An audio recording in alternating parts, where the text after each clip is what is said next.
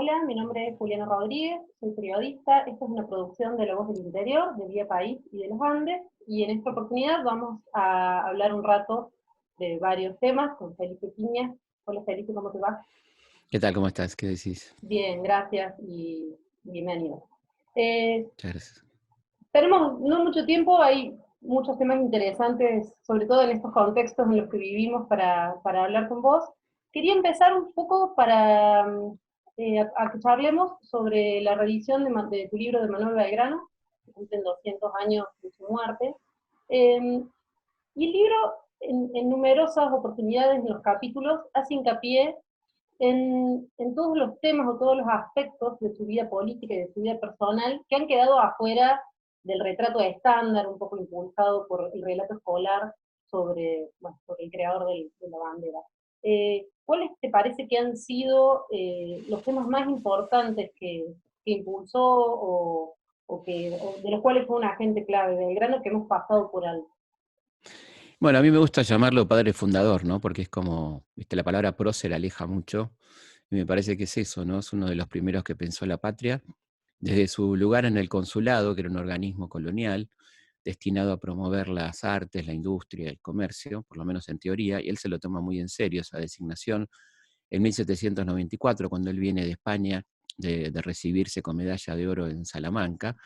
Y bueno, y ahí comienza a proponer una serie de cosas que están todas documentadas en las memorias al consulado, que son textos maravillosos, son 14 años de memorias, y ahí habla, por ejemplo, de la industria, de la importancia de la industria, de por supuesto entender que la ganadería es una actividad natural en nuestra zona, pero que hay que agregarle además la industria como elemento complementario, fomentar la agricultura, la educación pública, ¿no? Es un obsesivo de la educación popular, también la cuestión de la mujer, ¿no? Él introduce el tema de género en nuestro país, la primera persona que habla de género, donde dice que la mujer tiene que ingresar a la educación en los 3 niveles. Inclusive cuando él habla, estábamos muy lejos de que Buenos Aires tuviera universidad, ¿no? Estaba la de Córdoba y la de Chuquisaca, no había universidad en Buenos Aires.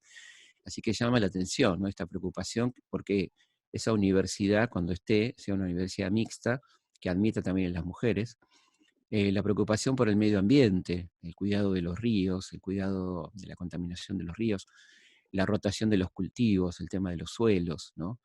Una cuestión visionaria, ¿no? En cuanto a la economía, era un gran economista, fue nuestro primer economista, y él habla de la atención que hay que prestarle a China, ¿no? A este mercado que él dice dormido, pero fundamental para el futuro. Es un artículo del año 1800, fíjate vos, donde habla de esta necesidad de tener en cuenta el mercado chino.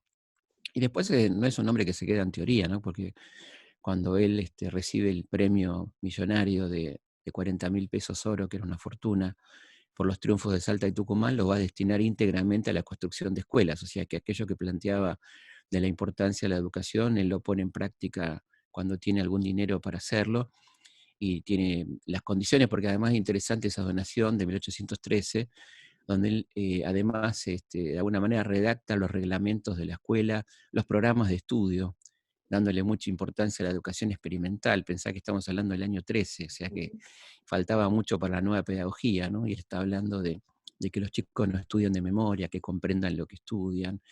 Así que bueno, yo creo que es un adelantado, fíjate vos en qué cantidad de rubros, ¿no? de nuestra historia, así que es un pionero en todo el sentido de la palabra, ¿no? De todo lo que nombrás, lo que por lo menos como lectora me llamó mucho la atención, porque realmente lo desconocía, era esta sensibilidad respecto a la necesidad de que la educación pública involucre a las mujeres.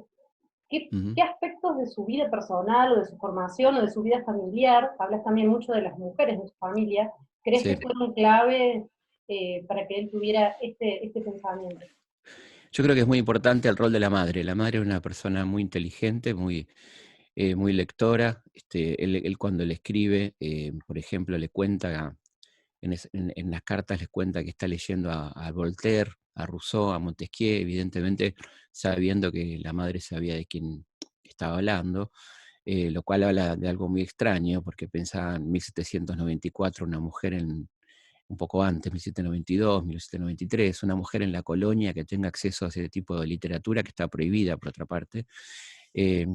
Y evidentemente era una persona muy inteligente, muy especial, que Belgrano adoraba, que la tiene muy en cuenta permanentemente, sus hermanas. Y después, bueno, el vínculo con las mujeres que tendrá con sus dos parejas también será vínculos importantes en su vida, ¿no?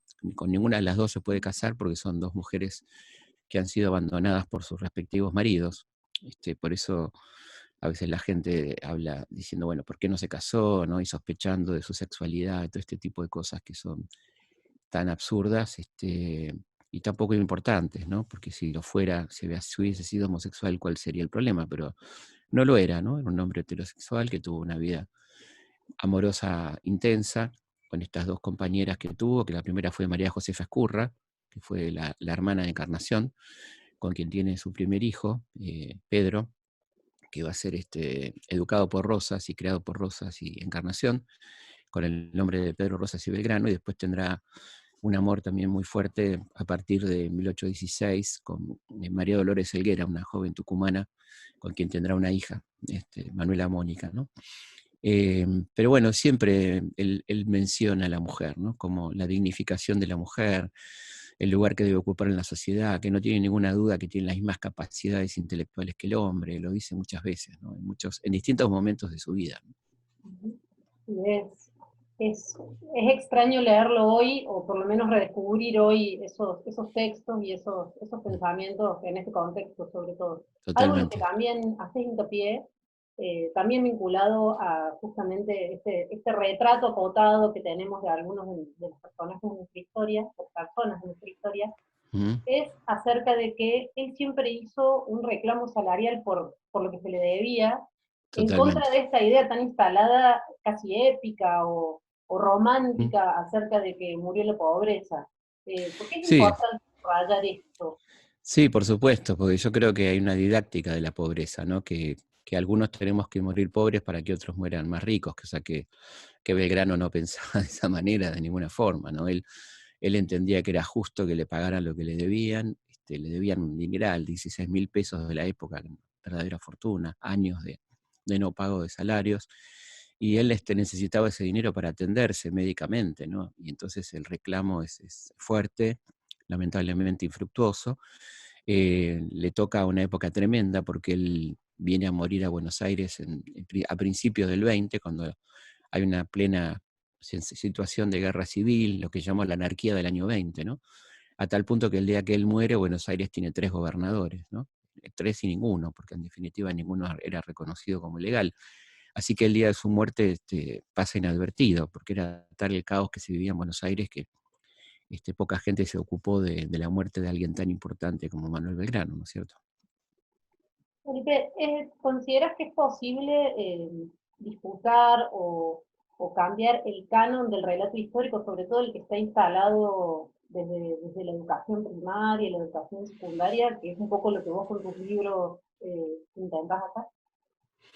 Yo creo que es muy necesario, ¿no? Porque hay un canon, como bien decís, escolar, que donde se piensa que el único momento en que un ciudadano argentino va a tener contacto con la historia será la escuela primaria y los que accedan a la secundaria, ¿no? Como una materia nada más y no como un elemento de condición de ciudadanía, de identidad, ¿no? De lo que nos constituye como ciudadanos es conocer nuestra historia, porque es lo que nos permite mejorar el presente y planificar el futuro, ¿no? De dónde venimos, por ejemplo. Entonces yo creo que esa idea de una historia infantil, de una historia para niños, hizo mucho daño, porque era una historia que no tenía que tener conflictos, que no tenía que tener disputas, donde no había ideas, sino que estaban todos de acuerdo, eran todos iguales, un panteón de intocables o de gente especialista que hizo una sola cosa en su vida, es decir, Belgrano creó la bandera, San Martín cruzó los Andes y Sarmiento escribió Facundo y fundó escuelas, ¿no? Por suerte toda esta gente de la que acabamos de nombrar es mucho más compleja, mucho más interesante, con multifacetas en su vida que vale la pena conocer, ¿no? No ese recorte que tenía que ver con esa idea de que la historia era solamente para niños, para las efemérides o para la educación nada más, cuando en realidad es algo que nos debería interesar a todos, ¿no? Porque tiene que ver con nosotros. Así como cuando vas al psicoanalista, lo primero que te preguntan es por tu infancia, digamos, porque te constituye, te moldea, te prefigura. Bueno, le pasa al ciudadano con su pasado histórico también, ¿no? Debería ser consciente de esto o tendríamos que ayudar a tomar conciencia de esto, ¿no? Hablando justamente de eso, estamos viviendo un contexto en el cual las discusiones en torno a la pandemia, al presente y a las posibilidades de futuro que va a haber, sobre todo este año, son discusiones que están justamente mirando la actualidad e imaginando escenarios posibles a futuro. Creo que no estamos hablando mucho de situaciones similares que quizás vivió el país, Mm, eh, sí, en las cuales fue atravesado su cultura, su sociedad, su economía por epidemias. Pienso en la viruela como algo sí, vinculado a América histórica, Latina y todas las total, posteriores. sí. Eh, Simplemente Sí, eso, ¿cuáles ahí son tenés bueno, las vemos? las más importantes fueron, por ejemplo, la fiebre amarilla, que afectó a todo el país, pero particularmente a Buenos Aires, por ser ciudad-puerto, digamos, y mató al 8% de la población, ¿no? 14.000 personas, fue un desastre total porque colapsaron los pocos hospitales que había, los servicios médicos, los cementerios, colapsó la Recoleta, el cementerio del sur, hubo que crear un nuevo cementerio que fue la Chacarita, cementerio del oeste, como se lo llamó al principio, y bueno, y necesariamente provocó una revolución muy potente y una polémica muy potente en la sociedad, ¿no? Porque el gobierno de entonces, encabezado por Sarmiento y Alsina, se van, abandonan la ciudad, quizá con la idea de preservar las autoridades nacionales, y para otros una huida, como para Mitre, que la critica muy fuertemente desde las páginas de La Nación, que ya existía hacía 2 años el diario,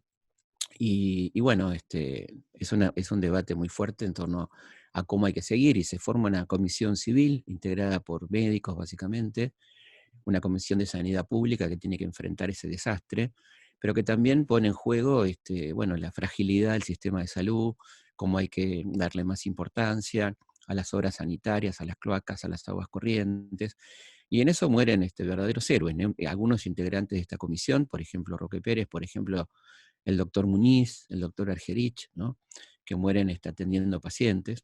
Y esto provoca una fuerte conmoción que se va a traducir en el pedido firme a las autoridades de mejorar las condiciones de salud, como decía, crear hospitales, las aguas corrientes, las obras sanitarias, como se decía, y eso creo que fue muy positivo, ¿no? Lo que no quiere decir que las pestes sean necesarias, sino digo, una vez dadas, bueno, aprovechemos que las consecuencias sean positivas, ¿no? Que de medio de tanta desgracia. Y creo que también pasó en el año 18 con la gripe española, que fue una gripe muy, muy potente que mató 50 millones de personas, ¿no? Porque tuvo tanta gravedad porque se dio en el contexto de la Primera Guerra Mundial. En realidad, Española no tenía nada, había nacido en los Estados Unidos, era una base militar en Kansas, en plena Primera Guerra. De ahí un contingente norteamericano lo lleva a Francia y a Inglaterra, y se contagia a toda Europa prácticamente, y además encuentra los sistemas sanitarios colapsados por los miles y miles de heridos de la guerra, así que es una catástrofe total. Y acá llega en el año 18, también en octubre del 18, y provoca 15.000 muertos, fundamentalmente en la zona centro-norte del país. Entra por el puerto y se expande por el ferrocarril, y provoca 15.000 muertos y una alarma muy importante que también invita a repensar el modelo sanitario, a instalar hospitales en zonas donde no lo sabía, porque la mayoría de las víctimas son del norte, son de Salta, Jujuy, Santiago, ¿no? Ahí se empiezan a construir hospitales ante una posibilidad de una repetición de esta situación. Y en Europa va a provocar un replanteo absoluto de los modelos de salud. Nace el modelo de seguro social, el primero que lo plantea es Gran Bretaña, ¿no? A partir de 1921. Y bueno, evidentemente provocan cambios muy importantes, esta desgracia, imagínate 50 millones de muertos después de los 10 millones de muertos de la guerra, ¿no? Porque eso se da casi contemporáneamente, así que es una situación demográficamente catastrófica, ¿no? Y Argentina también se vio afectada por la gripe española en términos de suspender ciertas actividades escolares, comerciales, Sí, tal mercantiles. cual.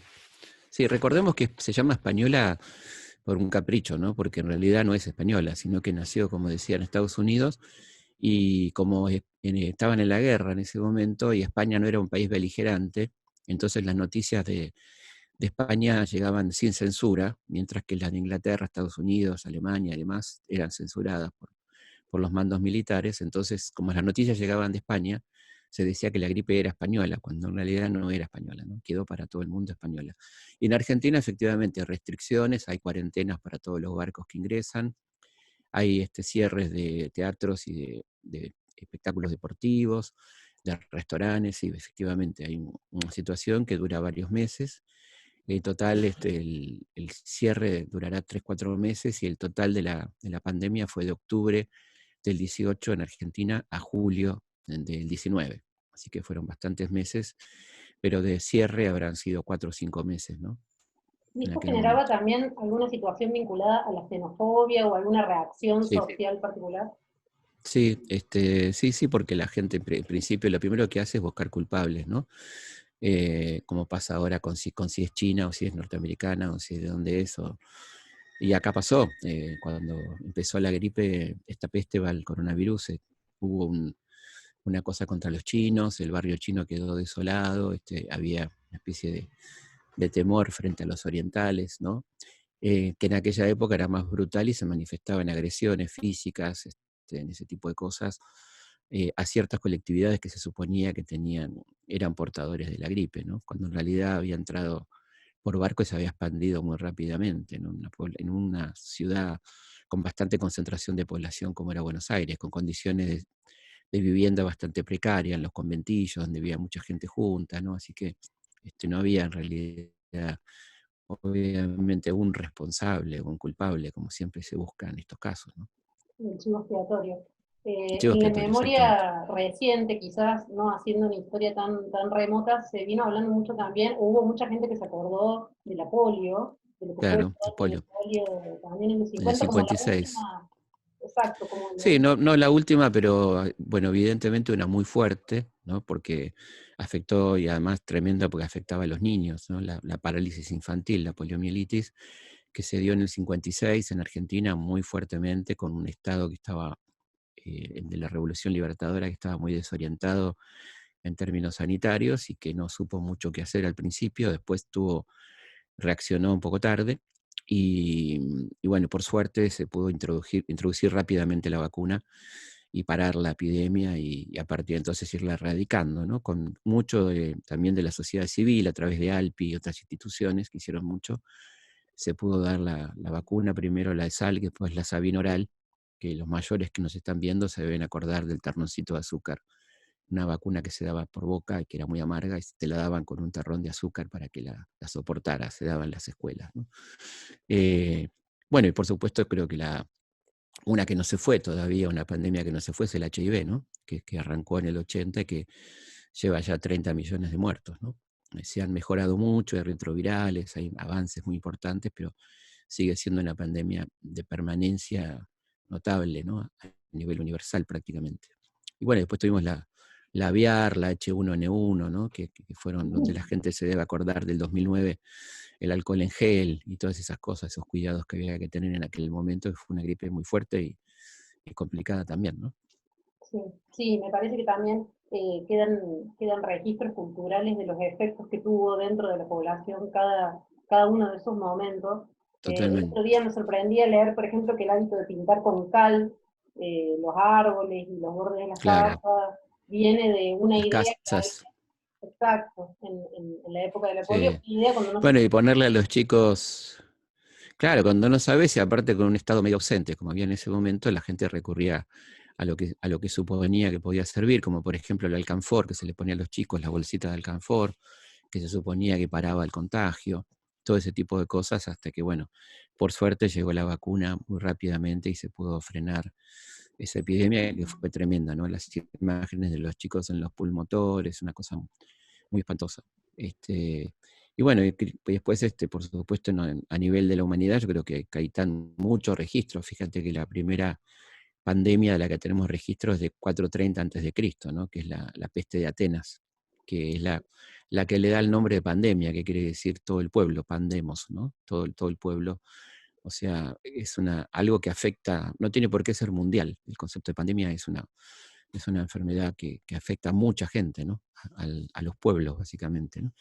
Y de ahí en adelante tuvimos centenares, hasta las que estuvimos nombrando y de las que estuvimos hablando, pero una muy, muy impresionante fue la peste negra, O peste en bubónica era, ¿no? 1348, También. claro, exactamente. Bubónica porque te salían unas ronchas, unas bubas muy feas, porque eran de color negro y pestilentes, y que lo provocaba la pulga de la rata. Y esto se expandió por Europa y mató a la mitad de la población europea. Y provocó grandes cambios, ¿no? O sea, el lado positivo como decimos, no es que tengan que suceder, sino dada la peste, lo que pasó después fue un cambio cultural y social muy, muy potente que va a llevar después al Renacimiento, ¿no? Cambios de mentalidad, esta idea de creerle más a la ciencia que a la superstición, la idea de que el modelo feudal de enclaustramiento no servía más, que era muy peligroso, que ya no tenía sentido porque las invasiones habían bajado, la idea de encerrarse, ¿no? ¿Para qué encerrarse? La idea de darle importancia al cuerpo, al sexo, a la sexualidad, al sabor de las comidas, bueno, toda una apertura mental muy importante que comienza en ese momento y que va a irse desarrollando con la lentitud de los procesos del siglo XIV, donde no había libros porque la imprenta no se había inventado todavía en Occidente, bueno, va a explotar sanamente en el Renacimiento, ¿no? En el 480 italiano, por ejemplo, ¿no? Habrá que ver cómo la historia escribe sobre esta pandemia en particular que nos toca Sí, atravesar ahora. Felipe, muchas gracias totalmente. por tu tiempo No, un placer. y bueno, y por contarnos un poco acerca de estos acontecimientos que por ahí en este momento no estamos hablando lo suficiente. Muchas gracias. Muchas gracias a vos. Nos estamos viendo. Hasta luego. Hasta luego.